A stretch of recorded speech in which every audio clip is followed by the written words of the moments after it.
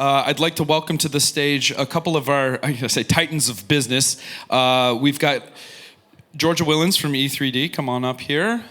Mr. Rudolf Kirschmar from Prusa. Blaine Sapelli from Snapmaker. Hi. And Luke, and I apologize, last name Luke? Taylor, thank you, from Polymaker. Everybody, welcome.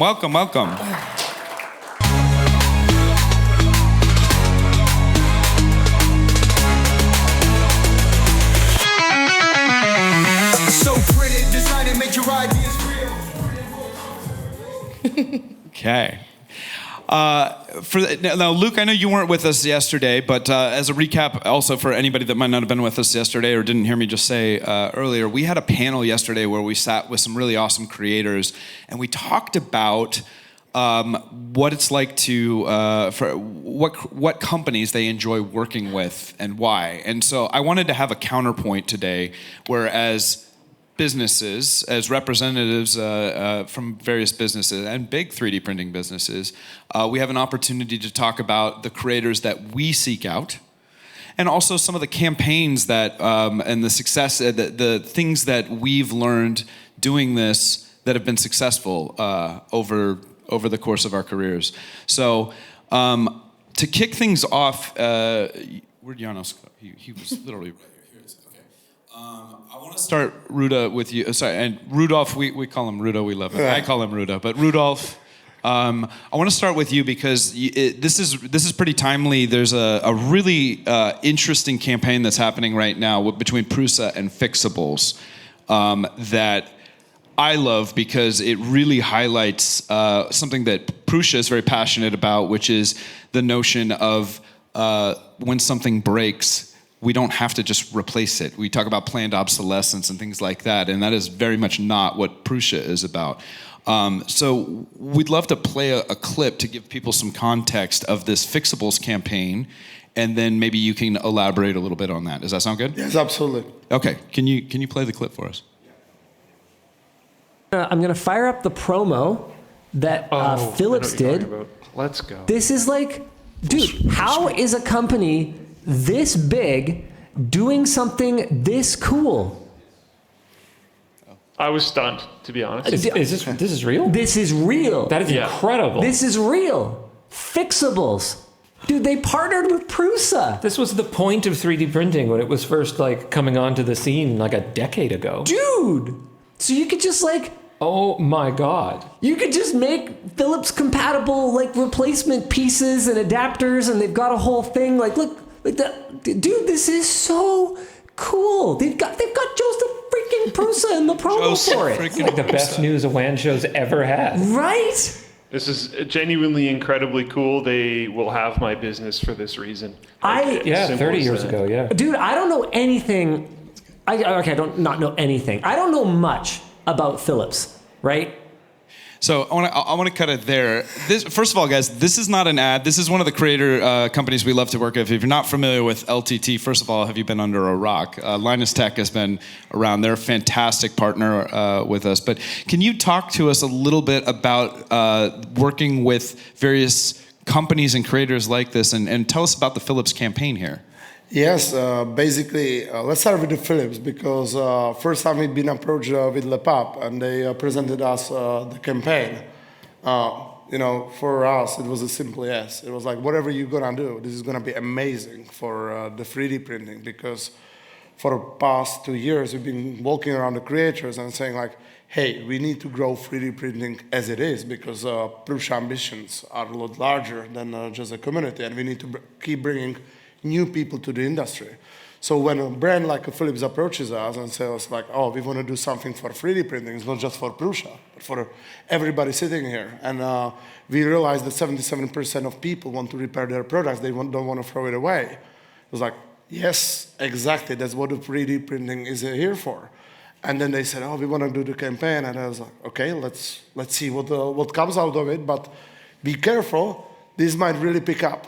And they launched the campaign on a Monday. I think this is Friday. And we couldn't believe it. It was incredible. And one of the first comments was like, I will buy immediately Philips products. They have my money. okay, I'm coming back to the Philips. It was incredible. I'm so happy it worked for them because it advocates for the, not just for the Philips, but for the other brands to start doing that. But mostly it advocates for our industry. So thank you very much for Philips for doing this. And if there are any other creators, if you can do this for 3D printing and give kudos to Philips and share their campaign, that would be fantastic because you're doing it for everybody. Yeah, and as I understand it too, this campaign is just getting started. So if there are creators out there that want to be part of this as it expands and stuff, should they come find you and talk to you? Yeah, come to find us or talk to Push, talk to somebody from our team, pretty much, and we will definitely hook you up. If you are a brand which want to do something similar, let us know as well. Yeah, hopefully this will grow. Yeah, fantastic. I want to jump over to you, Blaine, really quick. And I know you and I got together actually ahead of the show, and we did a little teaser. I don't know if you guys saw this, but you have a similar position to me. You're actually much better at it than I am, but working for Snapmaker. And my question to you in the little teaser was, what is it that you look for in the creators that you want to work with? For those that might not have seen it, maybe you want to go into your answer on that, and maybe elaborate about a campaign or a success that you feel like you've had that resonated with you. Yeah, sure. Cool. So. Before the show, we did a teaser asking, what do I look for in creators?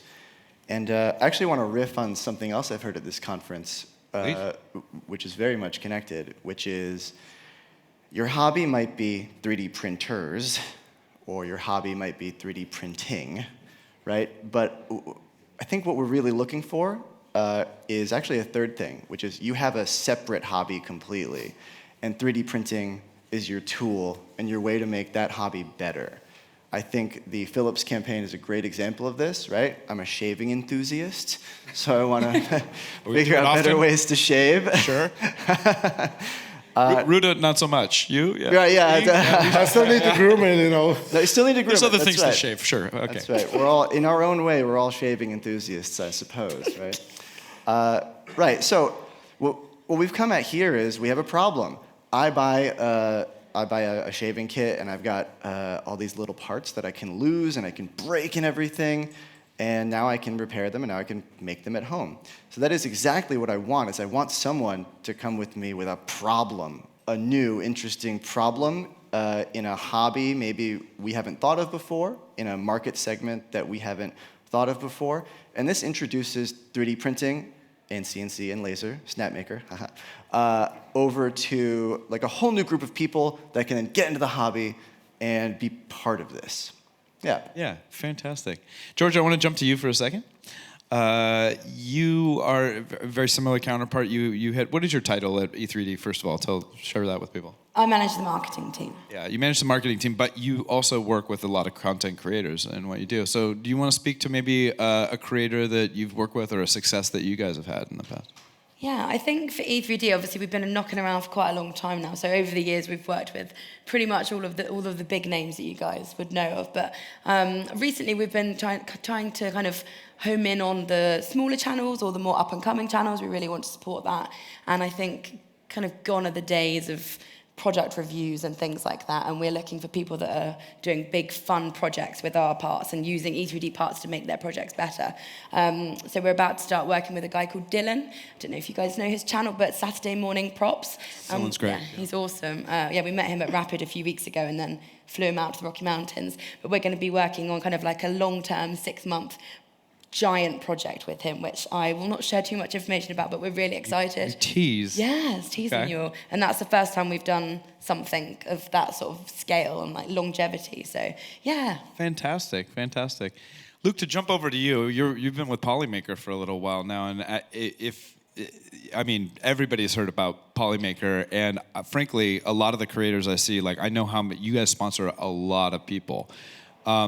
The common thread that I've heard so far from these three is that it's less about, selling the product, and it's more about application. So can you speak to when you guys are working with creators and looking and are you pitching them? Are they pitching you? How do we get excited about projects and decide what's sponsored and what's not?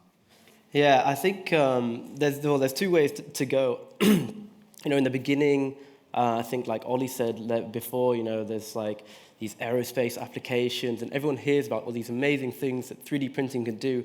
But 3D printing is at the cutting edge of your process. So if you have these customers and you know them and they buy from you, and then you say, hey, we want to do a case study on what you're doing, they go, whoa, this is top secret stuff. We don't want to share what we're doing. So when you have creators, their whole business is being public and telling people what they're doing, right? So these are the perfect people to contact, to work with, because they're happy to talk about what they're doing, and they put their voice out there, and they are not only like a third-party voice. They have their own opinions, and people trust them. So for Polymaker, we're doing materials. It's maybe we can be less selective with who we work with, because for us the investment is much lower to give people materials than it is for maybe Prusa to hand out a Prusa Excel to everyone who asks. So in that sense, maybe we're everywhere, because we do give a lot out, and we give to the small guys as much as the big guys. It doesn't matter if you've got 10 subscribers, we'll chuck a spool your way, and we try and nurture those relationships, and then you never know who the next Joel Telling is going to be, for example. So Sure. Well said. Georgia, jumping back to you really quick. You mentioned Dylan, Saturday Morning Props. What is it that was unique about Dylan that made you guys excited to work with him? So what advice do you have for other creators that might want to collaborate with you guys in the future that gets you to yes?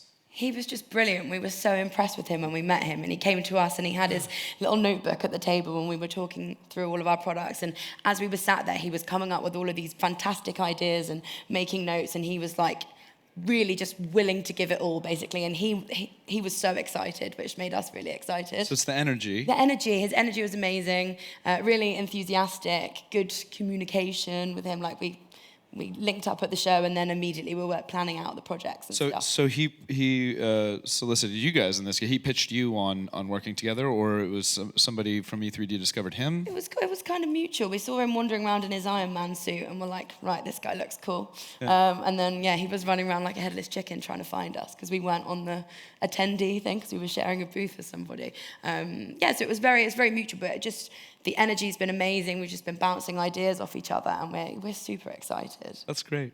Rudolph, you've worked with a lot of creators over the years as well, and you draw experience from other industries and whatnot. And so obviously being a very personable individual and stuff, who are the creators that jump out in your mind that just get you excited and make you just like, yes, like, because you said it's just like, yes, you just have to be careful about calling the names, because I don't want to make anybody upset. But for us, it's usually more the project than a creator. Recently,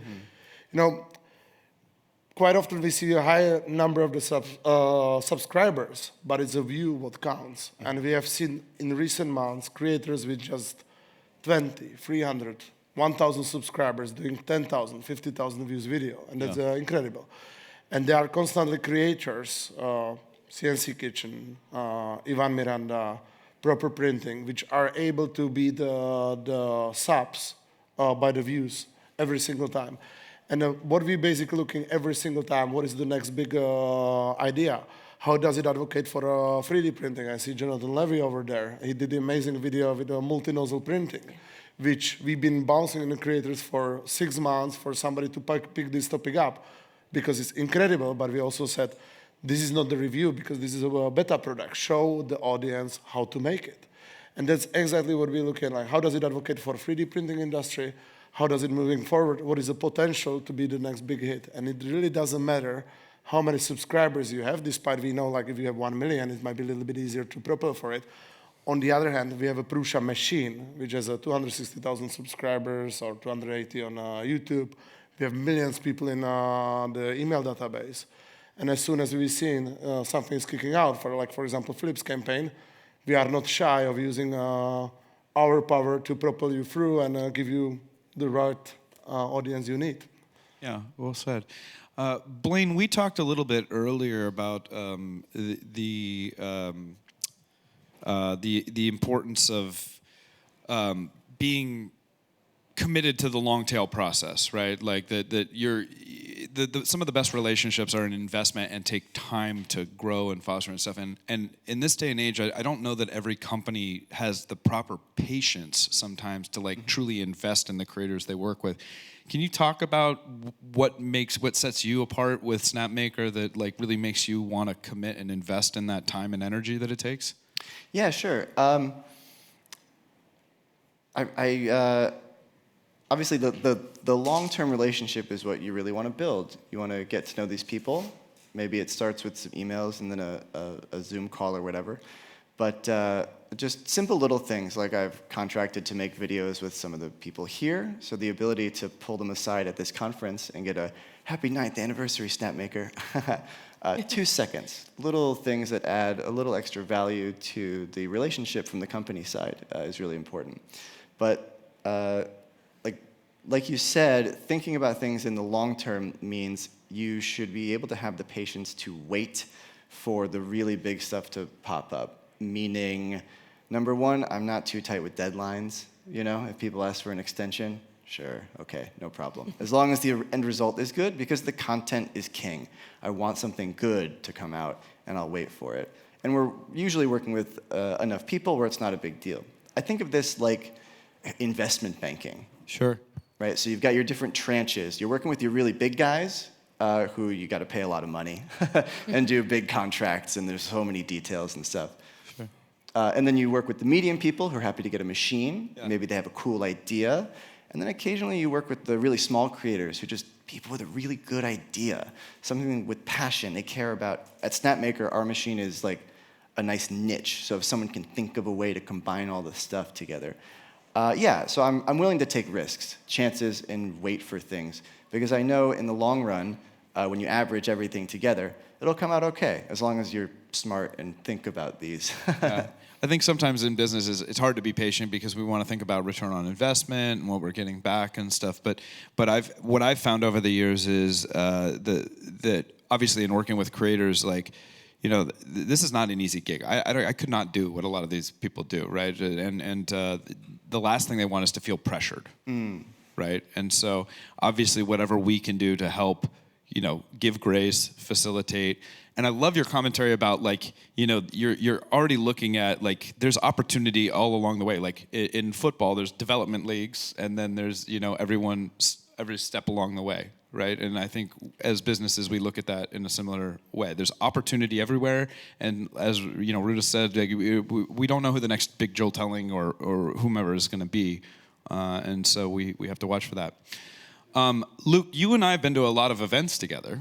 I want to know what your feelings are in terms of the importance of, like, these in real life things. And I've seen at the Polymaker booth, you guys are very good about bringing in creators, showing applications, oftentimes. Like the booth always has a lot of interesting things to see because there's only so many ways you can just show off a spool of filament, right? But then when you're seeing what people are doing with it and telling those stories, I mean, that's really powerful. You speak to that? Yeah, I think, you know, the spool is a means to an end, right? We put it on the pedestal at Polymaker, but actually it's what you do with it which is what really counts, right? So, you know, like you said, doing these events over the years, at the beginning, you know, we would have like all the spools and we try to have a print for every single material, you know, and then our material library grew and grew, and then it got to the point where we can't fit everything on anymore and it's taking us forever to print. Let's focus more on applications and try to bring creators in. So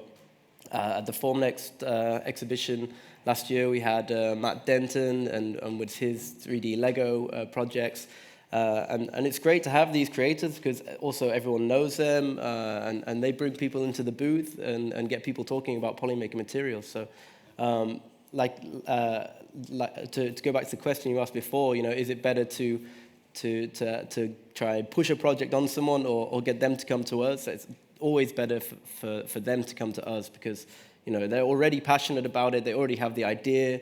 Yeah. You know, it's much easier than us saying, okay, we've got a brand new material that has these properties. Can you make something that shows off these properties? Yeah. And we've tried that approach in the past, and it's never as good as just having a a good idea propagate itself. Like let the professionals do what they do. Let them cook, right? Like, Yeah, as let we them say, cook. just let them cook. And don't put too much pressure on them. You know, like you said, if the deadline is moving or they have some failures, or you know, you just gotta like you said, the result will come naturally if they really care about it. Yeah.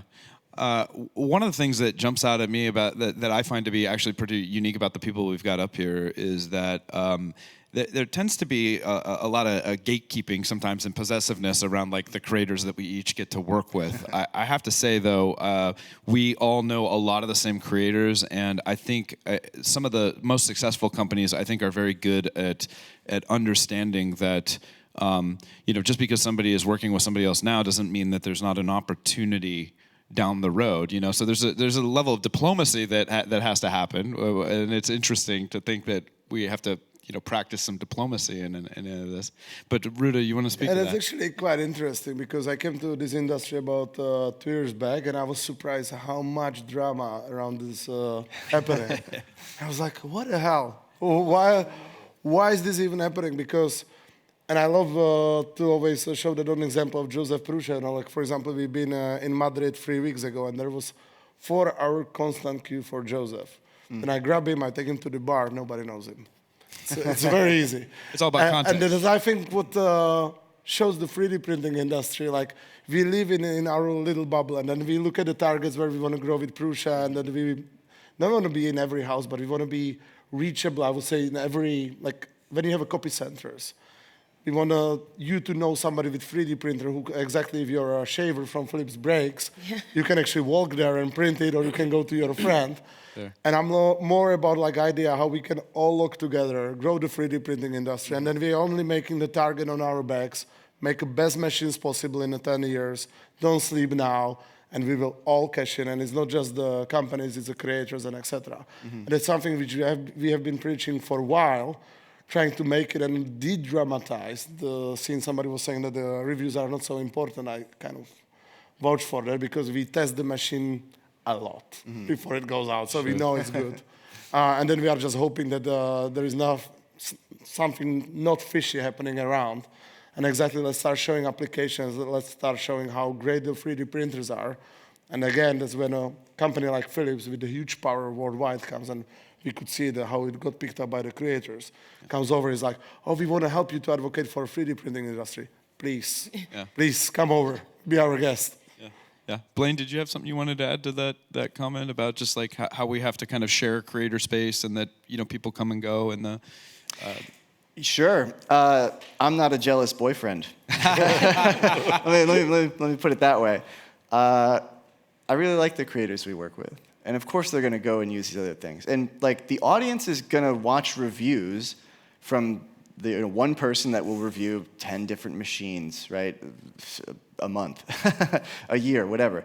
And so that's their source of information. So of course we want them to review our machine and their machine and everyone else's. Sure. And importantly, like Rudolf was talking to me last night about, right? The way that we grow the whole industry is we find the new growth areas because we can steal each other's market share all we want, but that's, mutual destruction in a sense. So abundance mindset is what I would preach. That's well said. Georgia, why can't we all just get along? I mean, to speak to the drama thing, because I think we experience this in any community a lot of the time, right? But much drama. Is it though? Drama. Is it in the big scheme of things? Not with us, to be fair. I think I can't think of any kind of incidents that we've had personally at E3D, but you hear the murmurings of things, and I'm like, really? How are people operating their businesses like this? Of course, other people are going to go out there and work with other companies. They have to earn a living. They're doing this full time. It's their livelihood. It's literally their livelihood. So yeah, we're also not jealous boyfriends or girlfriends. Or girlfriends. Yeah, that's fine.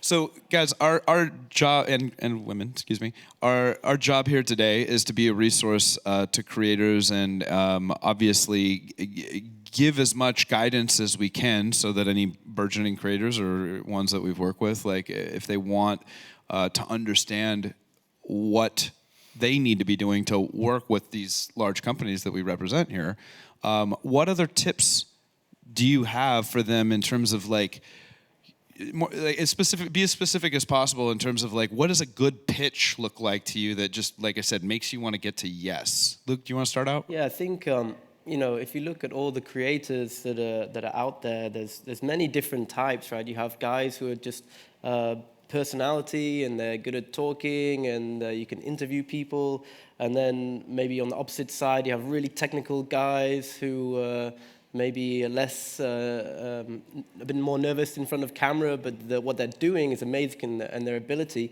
So there's something that appeals for everyone. So I guess my advice would be just, be yourself, do what you're really passionate about. And then, it's like you said before, the content is everything. And if there's something that you think is really cool, the chances are that there's other people that think that's pretty cool too. So, if you're making, replacement parts for dishwashers, there's a lot of people out there who've got broken dishwashers. So there's a chance that the people are going to be searching for that on YouTube, and they'll find you, and then maybe they find your channel and find you that way. So I guess it's there's many different niches that you can try get into. I think just don't force it, and be yourself and be passionate. Yeah, be unique. Blaine, you want to expand on that? Sure, yeah. Like you said, if someone demonstrates passion for what they do and passion for what my product can do for them, that's huge. I don't like getting chat GPT'd emails. And yesterday on the creator panel, I think someone mentioned that it is a numbers game, which is totally true. I get it. So I'm not too harsh on that point. But someone who puts some thought and original idea into what my product can do for them, that's really huge. That's a really great hook. That's well said. It is a bit cringy when you get email and they haven't even bothered to change the name in the mail merge. Yeah. I've had that happen a number of times, and you're just like, yeah, right to the bin. But yeah, Ruda, I want to ask you, collaboration. Whether it's with creators or companies, how important is collaboration in this day and age? Absolutely critical. And I think that's also why we go to a lot of events and we try to speak to a lot of companies and etc. Because it's always, if you can find one creator with a great idea, it's amazing. But if you can find creator plus company, which is maybe outside, then it's even better. And if you can start multiplying, like for example, creator collaborations when they do project together. That's absolutely fantastic. And if I could add on to that, to what the gentlemen were saying, absolutely personality is the most important. Don't change yourself. Second, always we trust the creators to have the awesome ideas. But if they always go a little bit of the comfort zone, because they always have the next big thing idea and they're looking for somebody to partner up, and it's a little bit crazy, and sometimes they need a little bit nudge to do it, and we are like, please do it with us. Let's start. Do you need a partner to it, for example, from different industry? Let's come to us and we will help you out. Sometimes we have companies coming with something really, really cool. And then we actually try to look for the creators also to help us to amplify for the idea. So I think collaborations is always the multiplication factor of how it's going to work. And more you have, bigger potential there is. Yeah, well said. Georgia, as far as timing goes, obviously, as a company, you're in a marketing department within it. You're working within a budget oftentimes, and there'll be times where it's just like, well, I've used my budget for this period, but we don't always have the luxury of being approached at a time that we've got funds in the budget, right? So what tips or tricks would you have for figuring out if it's not a right now, maintaining relationship and navigating when the right time might be? What I would say is if anyone wants a collaboration with E3D, come to me in February sort of time, which is when I'm putting together my budget for the year. Because it does happen, and we sometimes do have to turn down awesome opportunities because I'm I can't, there's not really much wiggle room because I've already kind of moved it around. But yeah, if you have an idea, come to us with it. Just to add to what these guys were saying, we just want to do project-based stuff now. We want people to use E3D's products and basically just prove that they can make the projects better. So come to us if your idea will still be great in a few months' time. I'm sure of it. Sure. Yeah, just keep up that communication with Be us. excited. Yeah. But it is a valid thing to say, like, and it's something that you learn doing business over time. It's like, well, budgets refresh at the beginning of the year, so if I want to, get while the getting's good, like, go when February is a good the time. coffers are full, huh? Awesome. Well, Did you want to add to that? but you, for example, that amazing project with Nate from Internet, the Lego project. I remember that not being in the budget, but then it's easy because we have a Joseph being founder of the company, so we just amplified very quickly to him, and the idea is sometimes very good, so. It works. That's an interesting point, actually. Like that, if an idea is powerful enough and they're passionate about, Nate pitched us on that project. I think at Open Sauce when we met him originally. We started talking about it then. He's like, and I saw immediately. Well, first of all, it was like a Lego set. For those of you who haven't seen it, by the way, this is a really cool project. Creator Nate from the Internet is doing a Lego castle, one of the first Lego castle sets that was ever made. I want to say in the early 80s, and it was like one of the first Lego castle sets I had. So I was immediately like, yes, I want to do this, just like you've said in the past. And it escalated to the point where like, hey, this is so cool that we need to find the budget for this. And of course, Joseph said that. Have you guys come across that before too, where it's like, hey, this is something we really want to do, and maybe it's not in the budget immediately, but like, let's find a way to do it? Absolutely.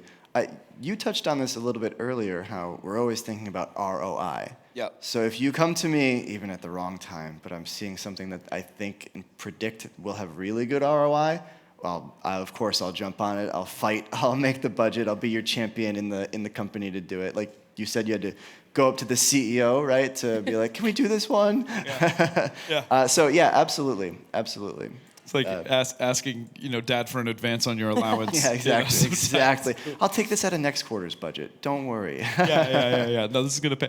Yeah, Luke, ROI is something we throw around all the time. Return on investment. I think the challenge with that, right, is that it's, again, to go back to timing, it's like, well, we want that return as quickly as possible. Mm-hmm. How do you encourage your higher ups to be patient sometimes? Have you had to fight that fight sometimes for patience? Yeah, of course. And if you run a business, you run it on statistics and numbers. So, and I think we all have the same sentiment here, is we're all passionate people. And if there is that project, the budgets aren't fixed, right? You can always get more budget. There's always money in the bananas. The ROI is almost unmeasurable, but do you look at short-term sales, or do you look at long-term brand awareness and brand strength? Mm-hmm. And that's something which is grown over time. And also very difficult to measure. So I think we have no problem on this sofa here trying to fight for more budget for brand awareness or brand strength, but trying to put an actual figure on it is obviously the big challenge of our job. Absolutely. But the thing that I'm hearing that seems to be common across all of us is like we actually, like, if the idea is good enough and you come to us with enough passion, we want to advocate for you. It's like we don't want to say no. Like, we want to find the best projects that's win-win. Like, we hear that thrown around, I think, very casually a lot of the time. But when we're talking about collaboration and stuff like that, the importance of it truly giving value to both sides and believing that, because unfortunately there's just a lot of bad actors out there that are pretty abusive of like, I need to get as much out of you as quickly as possible, and then I'm just gonna. There's just an infinite number of creators out there. And it's gross. It's like it makes people feel disposable. Like, what can you speak to this like really quick? Do you know what I'm getting at here? Well, I have to say we would absolutely. We're not. Yeah, for us, it's. I think. Yeah, no, we would not. You're do not that way. No, guys, you should come and work with E3D. Well said. No, we're not that way at all. But yeah, like, we don't want to ever make somebody feel like that. I think for us, it's, yes, ROI is great, but I think the brand awareness stuff is which we're really pushing at the moment, because obviously there's just so many new printer users out there now that maybe don't necessarily know about E3D. So for us, the kind of long-term brand building stuff is really what we're homing in on at the moment. Yeah. Rudolf, what do you feel like you have to do as a representative of Prusa to like signal to creators that you're different, that people want to work with us? Because like I said, that relationship building happens as a two-way street. Yeah, and I think for me it's very important that me and all the people in the team meet with the creators and we show the true faces. It's very important what we say that we also act on it. We try to act on it very fast. But also we try to show that Prusa is a little bit more open. In 1 year, I've been with the company. I think that after that period, I realized how powerful the Prusa vehicle is. And it's, especially like, again, with the Philips campaign, you know, like you see it a little bit and suddenly it just bursts. It's like, oh, bloody hell, this is really powerful. And we have like printables, emails, everything. And it's like just trying to tell the creators, we are ready to use that vehicle to move it forward if the idea is very good, and I feel responsible for that because that helps Prusa, that helps industry, that helps everybody, that helps creators, and I think being true is the most important. Sure. All right, I'd like to take the last 15 minutes or so we've got to allow anybody in the audience if they want to ask questions. Again, we're here to be a resource for you, so you can think about it. I have a couple more teed up, but raise your hand so I can see. Is there anybody that wants to jump in now? Or do you want me to keep going? Over to you. Thank you. Thank you. Adam. Okay, fantastic. I'm going to come over to you. So I think all of you mentioned the desire to work on projects. A lot of the projects I tend to work on, I am passionate about them because I want them to become a commercial product or something like retailable to customers, rather than maybe like I made this blaster that's 500% size. Is that still an interest to you, or are you more interested in the mass entertainment thing rather than the smaller product? Well, if I can take that one, I think that is actually our end goal is to have 3D printing as a manufacturing tool. So, if you're 3D printing something, then we're very happy to work with you, because I think at the end of the day, then you're going to use more 3D printing, get 3D printing out there more, teach people that actually you can use 3D printing for end-use products or for a process to make an end-use product. I think that's very interesting. Also, the entertainment stuff is fun, and maybe it gets more views, but what you're doing, I think, is really interesting for people who are starting out and trying to make some money with their 3D printers. Yeah. Anybody else want to add to? I'll add to it a little bit, sure. Yeah, sure. So I'll give you a little behind the scenes, maybe too much detail. I look Never too at, much. Yeah. I look at creator partnerships in 5 verticals. So one is professional creators, people who are using this for very professional purposes, right? So that is very important to me. My 5 are professional, education, home, garden, outdoor, maker fun, which is just making the fun stuff, and maker tech, which is like the high-tech maker people. So those are my 5 main verticals that I think about. So I try and spread collaborations around those. So anything that brings awareness to different professional use cases, architects, professional designers, all kinds of things, that's really valuable to me and helps me make sure there's some variety in the content that I partner with. Thank you for sharing the recipe. Anybody that's savvy enough, obviously, to walk back and they're like, well, if I hit one or many of those, like that's a good opportunity to work with Snapmaker. So talk to me. Some good value right there. Did either of you want to answer Adams, or should we take another question? These guys are nailing it. More questions out there for the panel. Anybody? Ooh. Oh, back here. Yes, thank you. Hold on, I'll bring you the mic so that the people on stream can hear you. This is a little budget question. Like when companies work with creators, it usually or often consists of straight up money and gear. So like, do you? Because in the past, at least in my experience, people often wanted to just give gear instead of money. So like, what's the reasoning? Is your budget split by gear and money, or how does this work overall? Great question. Okay, I'll answer that one.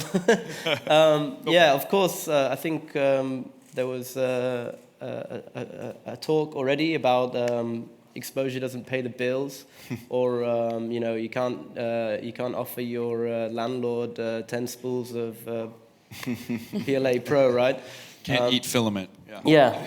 Of course, for for companies like us, it's very easy to give out product because then the product will obviously be used and then talked about.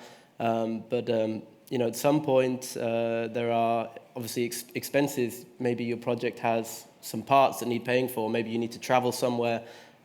Maybe you need to spend money for exposure or marketing. So when we first started out, it was just spools, but now it's money and spools. But obviously that's negotiated per case. And let's say obviously the bigger you are and the more subscribers or following or reach or engagement you can get, then the more chance you have to earn money instead of equipment. Yeah, well said. Anybody want to expand? I want to point out something. Actually, Blaine, you'd mentioned to me that you work with creators big and small, and it's not always about working with the big. Obviously, there is some sense of scale here where it's like, okay, we're willing to invest based on potential for return on investment, but you do have to allow yourself some space to invest in your development league, as we said, and. What are the shining stars like what is it that like jumps out at you like I'm going to take a chance on this person? That's a great question. Like I said, passion for the project. There are some data things you can look at. You can look at like what's their subscriber growth rate, what's their view count rate. You can get into the metrics really deeply to see like, is this someone that's growing? There's another thing I look for recently that I've been thinking about a lot, which is most of our content this whole conference is in English, right? So hitting different languages and meeting people where they're at is also really important. In Europe, North America and Europe are like the biggest markets, right, in the world, right? So if you can hit English, most people can speak it. But if you can give me like a special niche that I can hit, whether it's language or the project you're working on or your audience or something else like that, that helps push things forward quite a bit. That's a great answer. I think there's value to be had that's outside maybe the norm sometimes, and I hadn't even considered that. So, well said. Yeah. I think on that point, I think one of the big success stories from Polymaker last year we did Polymaker figurines, and any millennial who grew up with Pokemon is obviously. That was a big part of their childhood. I think what Rudo was touching on before with the partnership with Philips is that everyone in 3D printing knows about Prusa already, right? But it's all those people outside of 3D printing. How do we touch them, and how do we get them into 3D printing and grow the whole business as a whole? So the creator that we work with is called Benoit. He's French. And he's not so confident talking in English, but so he recorded all his videos, and the whole Polymaker figurine series was recorded in French, used an AI translator to translate it to English, and it was one of the most successful stories. We started an Instagram account that grew to over 1 million subscribers in less than 3 weeks. Wow. And he did the whole series of 151 original Pokemon. Now he's starting again on the next set of Pokemon. And that was a great story of how to reach outside of the players that we usually work with. That's a great success story. And to your point, it only takes one video sometimes these days to really just like skyrocket you into a place. So you never know where those hidden gems are going to be, do you? Well said. Any other question? Oh, sorry. Any other questions for the panel? We got about, right here, yeah. Hello, everyone. Actually, I'm also from Snapmaker. I work for sales, and during my communication with my client, I realized something that might be shared the common thing with creators. So I often, when I approach to my client, aside from my own target, I always think for them in their decision-making process, what can be what data or something they will think to make their decision. So I'm wondering, is that when creators, when they pitch their ideas, is there something they can do help you to make decisions? For example, providing the success rate or something they can do to put it a little bit forward that you think that they are standing out. So one little more step you can do. It's a good question. What can a creator do to help themselves stand out in your guys' eyes? Ideas. Because, and that's again, thanks to the Prusa, we have the vehicle to push it forward. So I was talking about it. There are some small creators with amazing ideas, and we can push it really fast forward if we have to. But there is also actually one other interesting factor. It's not just the creators asking for the machines and materials. Recently, we have been approached by amazing designers. And we are like, okay, so how do you get exposure? And then these guys have no idea how to get exposure because they are amazing designers. And then there is immediately dotted line like, can I find a content creator to partner with this designer so I can give it exposure and then I can actually finance entire project because this would be a very cool idea which should get amplified.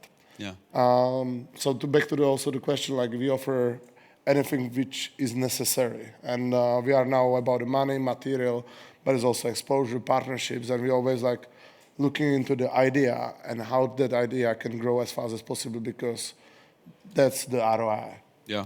And I can expand on that a touch because as my role with Prusa to do creator relations, a lot of times it's about connecting, right?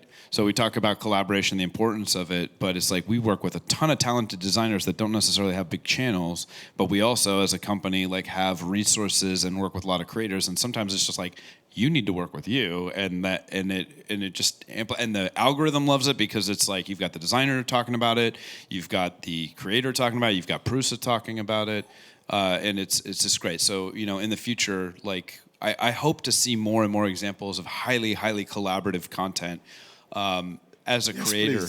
Yeah, if you're out there, what we I think have historically known as collaboration. It's just like, there's half on my channel and there's gonna be half on somebody else's. No, if you have an opportunity to like tell your story in multiple parts using experts that maybe you're a little weak on and like taking the together we all do better approach, like that excites me. Those are the things I want to say yes to. So, I just got word that they're starting to serve lunch here, so we're gonna wrap up. I want to everybody please thank our panel here. This was absolutely fantastic. Please. Watch our project Zoom.